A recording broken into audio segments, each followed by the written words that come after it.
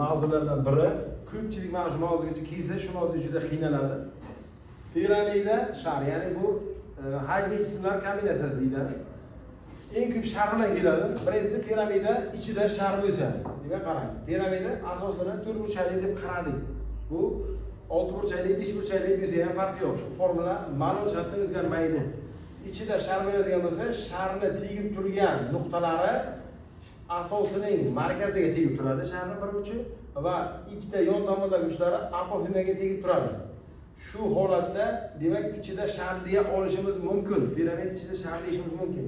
Shunda biz o'q kesim qilib, mana shu tegib turgan nuqtalar bilan o'q kesim qilib kesib olgan vaqtimiz apofima pastki asosga ichki aylanan diametri mana ikkita radius, mana radius asos deyilgan.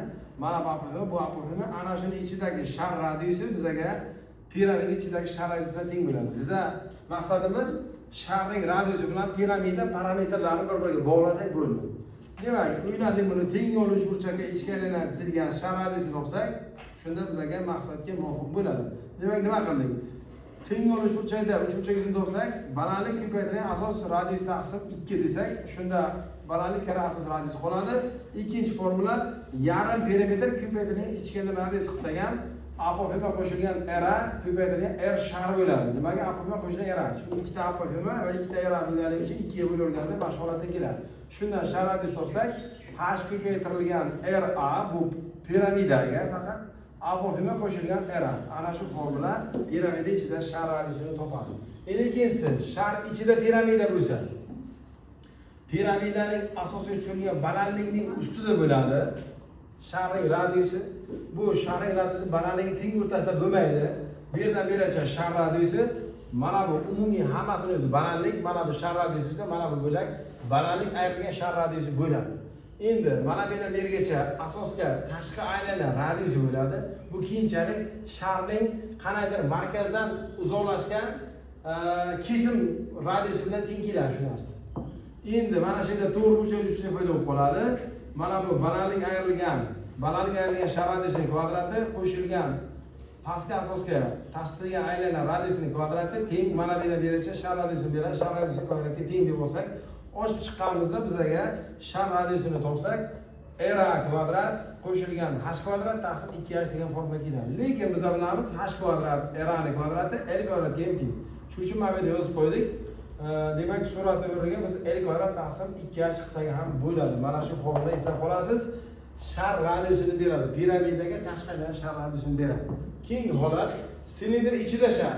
Demak, silindr ichida shar bo'lsa, yon tomondan qaraganimizda mana bu shar radiusi, silindr asos radiusi, bu ham silindr asos radiusi, mana bu markazi bilan balandlikni teng o'rtasida to'g'ri keladi. Silindrning asos radiusi bilan shar radiusi bir-biriga aynan teng keladi. Yon tomondan qaraganimizda balandlikning yarmiga teng bo'ladi. Mana umumiy balandlik h taqsim 2, h taqsim 2 desangiz, ana shuni yarmi shar radiusiga teng bo'ladi.